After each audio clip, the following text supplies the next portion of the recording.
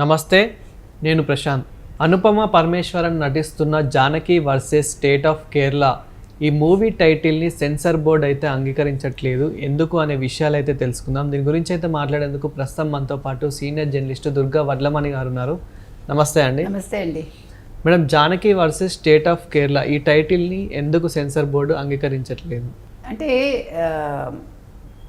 పౌరాణిక పాత్ర సీతతో అది జానకి అనే పేరు లింక్ ఉంది కాబట్టి దానికి అబ్జెక్షన్ తెలిపింది సిబిఎఫ్సి కేరళ. అయితే ఈయనెవరు, మన film employees federation of Kerala secretary Unnikrishnan అయితే దీనికి అభ్యంతరం తెలిపారు.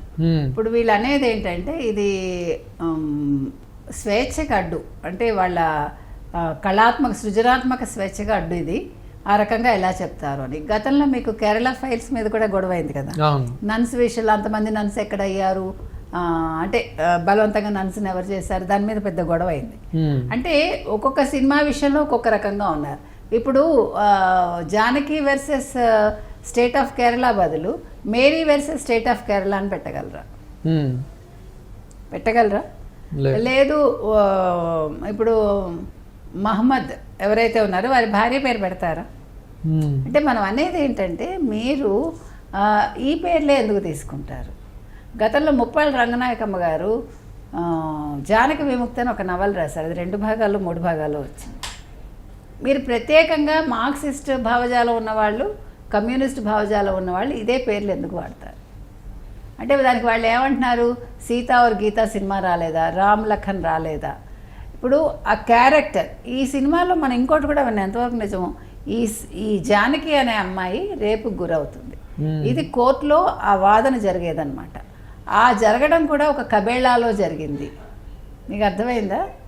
ఆ చేసిన వాడు ఒక బ్రాహ్మణు, ఆ అమ్మాయిని రేప్ చేసినవాడు, ఈ స్టోరీ. సో దీని మీద కూడా చాలా గొడవలు ఉన్నాయి. ఓకే, కబేళాలోనే ఎందుకు చేయాలి వాడు రేపు? బ్రాహ్మణే ఎందుకు చేస్తాడు రేపు? జానకినే ఎందుకు చేస్తాడు?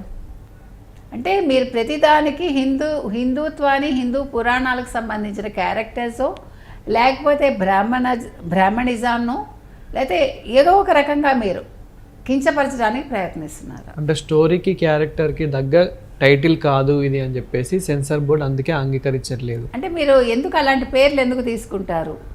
అది మతపరమైనవే కదా అవి. జానకి అనే ఎందుకు పెడతారు, మీరు మార్చండి అని అడిగింది. దానికి వీళ్ళు చాలా రకాలుగా మాట్లాడారు. ఇప్పుడు మీరు కళాత్మక వ్యక్తీకరణను గౌరవించాలని కోరారు వీళ్ళు, ఎవరు, ఫెడరేషన్ ఆఫ్ ఇండియా వాళ్ళు. తర్వాత వీళ్ళు ఇంకా ఏమంటున్నారంటే యాక్చువల్గా జూన్ 27న విడుదలవ్వాలి. ఇప్పుడు సిబిఎఫ్సి కోరిన దాని ప్రకారం మేము మార్పులు చేర్పులు చేయమని వాళ్ళు చెప్తున్నారు. అయితే ఈ ఫెఫ్కా జనరల్ సెక్రటరీ ఏమంటున్నాడంటే నిరసన కళాకారుడి స్వేచ్ఛను కాపాడుతుంది, పేర్ల ఎంపికలో సిబిఎఫ్సి జోక్యం చేసుకుంటుందని ఆరోపించడాన్ని వ్యతిరేకిస్తున్నామని పేర్కొందట. అంతేకాకుండా దర్శకుడు కమల్ బోర్డు వైఖరిని అత్యవసర పరిస్థితి కాలంలోనే సెన్సార్షిప్తో పోల్చాడు. అంటే మనకి అప్పుడు జరిగింది కదా ఎమర్జెన్సీ టైంలో. సృజనాత్మక హక్కులపై అధికారానికి అధిక విధేయతకు వ్యతిరేకంగా అని హెచ్చరించాడు. తర్వాత కేరళ సాంస్కృతిక మంత్రి సాజీ చెరియన్ సిబిఎఫ్సి చర్యను కూడా సూచిస్తుంది, దీన్ని పూర్తిగా ఆమోదయోగ్యం కాదు అని అభివర్ణించారట. కేంద్ర మంత్రి సురేష్ గోపి నటించిన చిత్రాల ముందే ఇలాంటి అడ్డంకులు ఉంటే ఇంకా మామూలు అంటే దర్శకులు మామూలు వాళ్ళు తీసే సినిమాల పరిస్థితి ఏంటి? సో ఇప్పుడు ఏం చేస్తున్నారంటే అందుకని జూలై 2, 2025న Kerala high court central board of film certification లేవనెత్తిన అభ్యంతరాలను మూల్యాంకనం చేయడానికి ఏం చేస్తున్నారంటే జూలై 5, 2025న బెంచ్ ముందు ఈ వస్తువులను ప్రదర్శించాలని వాళ్ళు నిర్ణయించుకున్నారట. సో కోర్టు విచారణ అయ్యాక జూలై 9న షెడ్యూల్ చేస్తారట. సో మొత్తం మీద మనం చెప్పొచ్చేది ఏంటంటే మీరు ఎందుకు కాంట్రవర్సీలకు వెళ్తారు, ఎందుకు హిందూ దేవతల పేర్లే తీసుకుంటారు, ఎందుకు హిందూ పురాణాల నుంచే తీసుకుంటారు, అది కూడా కాంట్రవర్సీ జరిగే విధంగానే ఎందుకుంటాయి.